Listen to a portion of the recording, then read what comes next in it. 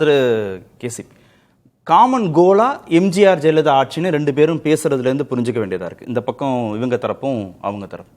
ஆனால் அவங்களுடைய பயணம் அதை நோக்கி இருக்கா? அந்த பாதை அதை நோக்கி ஏதாவது இருக்கா?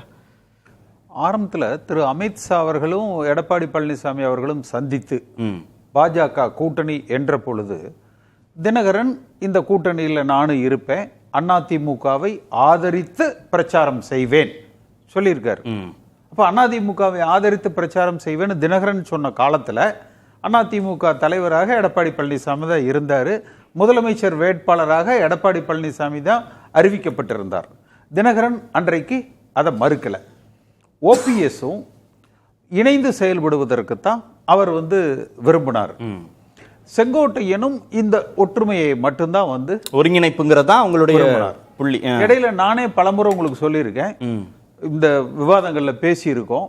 எடப்பாடி பழனிசாமி அந்த கட்சியில சேர்த்த மாட்டேன், ஆனா கூட்டணியாக வைத்துக் கொள்ளலாம் என்கிற அந்த ஒரு கருத்து பரவலாக மற்ற அமைச்சர்கள் மூலமாகவும் எடப்பாடி பழனிசாமியுமே அதைத்தான் விரும்புகிறார் என்று பேச்சுவார்த்தைகள் நடந்தது. ஆனா காலப்போக்கில் எடப்பாடி பழனிசாமி ஒன்று விஜயோட கூட்டணி என்று வருகிற பொழுது நான் உங்க அரங்கத்தில் நான் சொன்னேன், விஜயோட கூட்டணி என்பதே அதிமுக ஒன்றுபட்டால் மட்டுமே வெல்ல முடியும் என்கிற ஒரு நேரேஷன் வாக்காளர்கள் மத்தியில், அதிமுக தொண்டர்கள் மத்தியில் அதிக அளவுல சென்றடைந்திருக்கிறது. அதை மடைமாற்றம் செய்வதற்காக விஜய் எப்படியா வந்துட்டா இது தேவையில்லைன்னு. அதனாலதான் இப்ப இந்த விஜய் எப்ப நேற்று இந்த கூட்டம் இல்லை, அதாவது விஜய் அதிமுகவோடு கூட்டணி இல்லை என்பதற்கு பிறகு நேற்று இந்த ஒரு 1-2 மாத காலங்களாக ஓய்ந்திருந்த இவர்களது இந்த நடவடிக்கை இப்ப துவக்கப்பட்டிருக்குது. இதுக்கு எல்லாத்துக்குமே காரணம் ஓபிஎஸ் பேசுனது தவறா இருக்கலாம், அதாவது திமுக ஆட்சிக்கு வந்துருன்னு தினகரன் பேசுனது தவறா இருக்கலாம். அது எல்லாமே ஒரு ஃப்ரஸ்ட்ரேஷன். அப்ப இது ஏன் பேசுறாங்கன்னா, எந்த சூழ்நிலையிலும் நீக்கப்பட்டவர்கள் தான், நான் சேர்த்த மாட்டேன். தன்னை அவர் எப்படி நினைக்கிறாருன்னா, நம்ம ஒரு உறுதியான தலைவர், ஒரு எடுத்த முடிவில் பின்வாங்காதவர், வலிமையான தலைவர் என்று நினைக்கிறார். ஆனா உறுதியான தலைமைக்கு இது அல்ல பண்பாடு சார். அந்த கணக்குமே தென் மாவட்ட வாக்குகளை எந்த விதமான பாதிப்பும் இல்லைங்கிறதா அவருடைய உறுதியான கணக்கா இருக்கு. இவங்க 3 பேரையும் சேர்க்கலைங்கிறதுனால தென் மாவட்டத்தில் இருக்கக்கூடிய வாக்கு சதவீதம் அதிமுகவுக்கு குறையலைன்னு மீண்டும் இன்னைக்கும் பதிவு பண்ணியிருக்காரு திரு எடப்பாடி பழனிசாமி. பேச்சு நமக்கு ஆப்ஜெக்ட் அது இல்லை.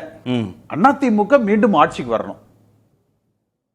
நீங்க தென் மாவட்டத்தில் குறையுதா கூடுதா இல்ல இவர்கள் இருந்தா எப்படி இருக்கும், இது அல்ல. அதிமுக மீண்டும் ஆட்சிக்கு வரணும். இவர்களை சேர்க்காமலே வர முடியும் நம்புறாரு அவரு. இவர்கள் இவங்க இல்லாமலேயே அதனாலதான் அந்த வார்த்தையை அவர் சொல்றாரு, தென் மாவட்டத்து வாக்குகள் குறையும் இல்ல. புரிதல என்னால ஏற்றுக்கொள்ள சொல்லியிருக்காங்க. 2% வாக்கு சதவீதம் இருக்கு அப்படிங்கறத கடந்த தேர்தலில் ப்ரூஃப் ஆயிருக்கு. அப்படி இருக்கும்போது இப்ப இன்னைக்கு இல்ல, இன்னைக்கு நிறைய பிளேயர்ஸ் உள்ள வந்துட்டாங்க. எவ்வளவு சதவீதம்? 2% 5% இருந்த 2021 அவ்வளவுதான். 2% தான் அமமுக இருந்தது. இது அமமுகன்னு பாக்கணுமா, தென் மாவட்டத்துல முக்குளத்தூர் சமூக வாக்குகள்னு பாக்கணுமா? இப்ப நீங்க விஜய் சொல்லும்போது இது அன்டெஸ்டட் தான். இல்ல, இது கடைசியில அப்படியே இது அன்டெஸ்டட் இல்ல, இது கடந்த தேர்தல்கள்லாம் பதிவான வாக்குகள் தான். அதிமுக பதிவான வாக்கு தான். நீங்க ஓபிஎஸ்க்கு எவ்வளோ, தினகரனுக்கு எவ்வளோன்னு நம்மளால அவ்வளவு கன்ஃபார்மா சொல்ல முடியாது. சரி, அவர் முடிச்சிடட்டும். அதாவது சார் ராம்கி சார், நான் முடிச்சிடுறேன், அப்புறம் நீங்க பேசிக்கிது. கடைசியில் நம்ம ஒரு ஃப்ளோல ஒன்று சொல்லுங்க.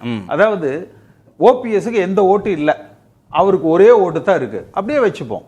செங்கோட்டையனுக்கு எந்த ஆதரவும் கிடையாது, அவருக்கு ஒரே ஒரு ஓட்டு தான் இருக்குன்னே வச்சுக்க. ஆனால் அதிமுகவில் பொதுவான இப்போ நாவலருக்கு எவ்வளோ பெரிய ஓட்டு இருந்தது, மயிலாப்பூரில் நின்று 400 ஓட்டு தான் வாங்கினார். அவருக்கு இத்தனை பர்சன்டேஜ் இருக்குதாங்கிறது முக்கியம் இல்லை. புரட்சி தலைவர் எம்ஜிஆரோ ஒரு நெகிழ்வுத்தன்மை உடைய ஒரு தலைவர். அந்த தலைவருக்கு உண்டான நெகிழ்வுத்தன்மைங்கிறது என்ன, கட்சியில் எல்லாரையும் ஒன்னா அரவணைச்சிட்டு போகணும். அப்படித்தான் அவர் அரவணைச்சார். ஜெயலலிதா அம்மா காலத்தில் ஆரம்பத்தில் உதிர்ந்த ரோமங்கள் அப்படின்னு கூட ஒரு காலத்தில் அரங்கநாயகம் நெடுஞ்செழியனை பத்தி ஆரம்ப காலகட்டங்கள்ல சொன்னாங்க. ஆனா அதே பிற்காலத்தில் 2010 திரு முத்துசாமி அவர்கள் திமுக போய் சேரும் பொழுது தொலைபேசியில் அவரை கூப்பிட்டு பேசினாங்க. ஓப்பனா ஸ்டேட்மெண்ட் கொடுத்தாங்க, உங்களுக்கு என்ன குறை இருந்தாலும் இந்த இயக்கத்துக்கு நீங்க தேவை, உங்களது குறைகளை நான் சரி செய்து கொடுக்கிறேன், நீங்க மாற்று கட்சிக்கு போகக்கூடாதுன்னு. அப்ப அவர்களே ஆரம்ப நிலைப்பாட்டுக்கும் இந்த 2010 நிலைப்பாட்டுக்கும் தன்னை மாற்றிக்கொண்டார்கள். சரி, கரெக்ட். நான் இப்பதான் கரெக்டான பாயிண்ட் கொண்டீங்க. இப்ப நேற்று வந்து திரு நிர்மல்குமார் சொல்றாரு இல்லையா, நாங்க 1 மாசத்துக்கு முன்பு இருந்த நிலைப்பாட்டில் தான் இருக்கிறோம்னு. அதற்கு பிறகுதானே இந்த 4 பேரும் சந்திச்சது குறித்து நீங்க சொன்னீங்க. இப்போ விஜய் இனிமேல் வரமாட்டார் கூட்டணிக்குன்னு ஒரு உறுதியா தெரிஞ்ச பிறகு இனிமே ஒருங்கிணைந்த அதிமுகவை நோக்கி திரு எடப்பாடி பழனிசாமி நகர வாய்ப்பு இருக்காப்போ?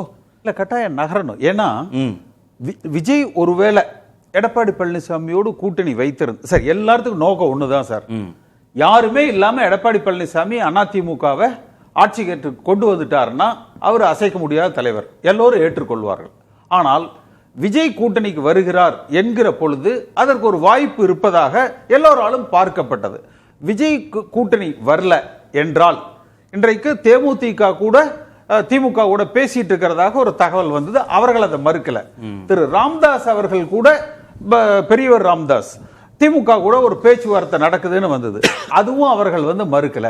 இன்றைக்கு இருக்கிற பாஜக திரு எடப்பாடி பழனிசாமி, இந்த 2 பேர் மட்டும் வைத்துக்கொண்டு நிச்சயமாக அதிமுக ஆட்சிக்கு வர முடியாது. அடுத்து பாஜக தன்னை பாதுகாக்கும்னு எடப்பாடி பழனிசாமி நினைக்கிறாரு. பாஜக பேசிட்டு வந்துதான் செங்கோட்டையன் இந்த பிரச்சனைகளையே வந்து அவர் வந்து துவக்கிறார். லேசா பாஜக ஆதரவு அந்த பக்கம் தான் இருக்குதுன்னு ஒரு சமிக்கை வந்தா போதும், கூட இருக்கிற அத்தனை பேரும் அங்க நிப்பான். இவர் யாரும் கொள்கைவாதிகள் இல்ல, கூட்டணியை பலப்படுத்தும் பாஜக நம்புறாருல, அதெல்லாம் இல்ல.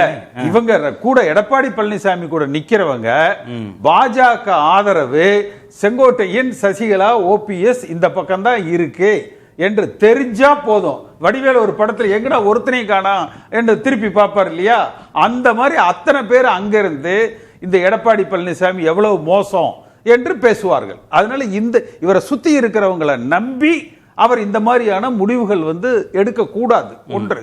இரண்டாவது, பாஜகவும் அவர்கள் நோக்கம் அவர்கள் ஆட்சிக்கு வருவதில் தான் குறியாக இருப்பாங்க, அவங்க கட்சியை பலப்படுத்துகிறதுல தான் குறியாக இருப்பாங்க.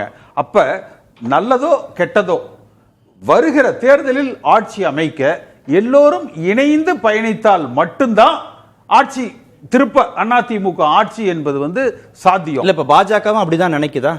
ஓபிஎஸ்ஐயும் தினகரனையும் உள்ள கொண்டு வந்துடணும்னு அவங்களும் நினைக்கிறாங்களா? நீங்க சென்ற சட்டமன்ற தேர்தலில் பார்த்தீங்கன்னா சசிகலா அவர்களை வந்து அவர் அந்த பிரச்சாரத்துக்கு கிளம்புற பொழுது அவர்களை வந்து கட்டுப்படுத்தி வச்சாங்க.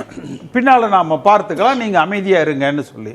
அதே போல தினகரனையும் இந்த கூட்டணிக்குள்ள கொண்டு வர்றதுக்கு வந்து இவர்கள் முயற்சி செஞ்சாங்க. ஆனா அதே எடப்பாடி பழனிசாமி இன்னைக்கு என்ன குற்றச்சாட்டு சொல்றாரு, இவர்களால தான் 2021 தோத்தோம் என்று சொல்றாரு. தோல்வி உள்ளே இருந்து குளிபறித்தாங்க. பெரும்பான்மையான நீங்க அந்த 2021 தேர்தல் முடிவுகள் எடுத்து பாருங்க. சென்னை ஒரு தொகுதியிலாவது அதிமுக ஜெயிச்சுதா? இல்லையே. சென்னையில வந்து யாரு, ஓபிஎஸும் தினகரனும் செங்கோட்டையனும் சசிகலாவும் வந்து தோக்கடிச்சுட்டாங்களா என்ன? செங்கல்பட்டுல, காஞ்சிபுரத்துல, விழுப்புரத்துல, திருச்சியில, அரியலூர்ல, தஞ்சாவூர்ல, அப்ப எல்லாரும் ராங் நோஷன் பில்ட். தினகரன் தோக்கடிச்சிட்டாருங்க, அவர் பெரிய வாக்கு வலி. தினகரன் தோற்கடிச்சிட்டாருன்னு சொல்றது வந்து டெல்டா மாவட்டங்கள்ல, தென் மாவட்டங்கள்ல ஒரு 23 தொகுதிகள் அதிக அடி வாங்கினது.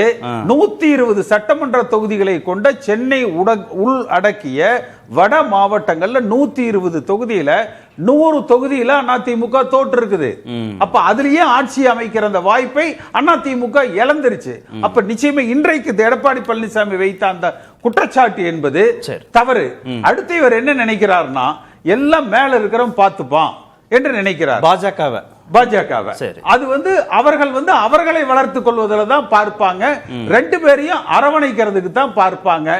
நிதிஷ்குமார் நிலைமையும் மகாராஷ்டிரா நிலைமையும் தான் வந்து ஏற்படும். ஒரே ஒரு விஷயம் சார் சொல்லுங்க, நான் திரு அக்னீஸ்வரன் போறேன். நீங்க திரு எடப்பாடி பழனிசாமியை முதல்வர் வேட்பாளராகவே ஏற்றுக்கொள்ளாத திரு தினகரன் மீண்டும் ஒருங்கிணைந்த அதிமுக அப்படின்னு பேசுறதோ இல்ல என்டிஏ கூட்டணிக்குள்ள அகாமடேட் ஆகணும்னு நினைக்கிறதோ, எந்த அளவுக்கு ஒரு சுமூகமான தீர்வை நோக்கி அது நீங்க இந்த கேள்விக்கு வருவீங்கன்னு என்னுடைய ஆரம்பத்திலேயே நான் என்ன சொன்னேன், பிஜேபியோடு கூட்டணி வந்த பொழுது அதிமுக கூட்டணியை அவர்கள் ஏற்றுக்கொண்டார்கள், அதிமுகவை ஆதரித்து பிரச்சாரம் செய்வோம் என்று சொன்னார்கள். அது எடப்பாடி பழனிசாமியை முதலமைச்சர் வேட்பாளராக ஏற்றுக்கொள்வார்கள் என்று சொன்னாங்க. அதை என்னை முதலமைச்சர் வேட்பாளராக ஏற்றுக்கொண்டாலும் என்னை பொதுச் செயலாளராக ஏற்றுக்கொண்டாலும் இவர்களை கட்சியில் நான் சேர்த்துக் கொள்ள மாட்டேன். இதுதான் எடப்பாடி பழனிசாமியுடைய நிலைப்பாடு. இந்த நிலைப்பாடு தெளிவுபடுத்தப்பட்டதற்கு பிறகு வேற வழி கிடையாது இல்லைன்னா, அதுக்காக எல்லாரும் என்ன அரசியல் துறவரமா போயிடுவாங்க. அப்ப அவர்களது நோக்கம் என்ன? இந்த தேர்தலில் எடப்பாடி பழனிசாமி அதிமுகவை தோற்கடிக்கணும்னு இல்ல, எடப்பாடி பழனிசாமியை தோற்கடிக்க வேண்டும். ஓகே.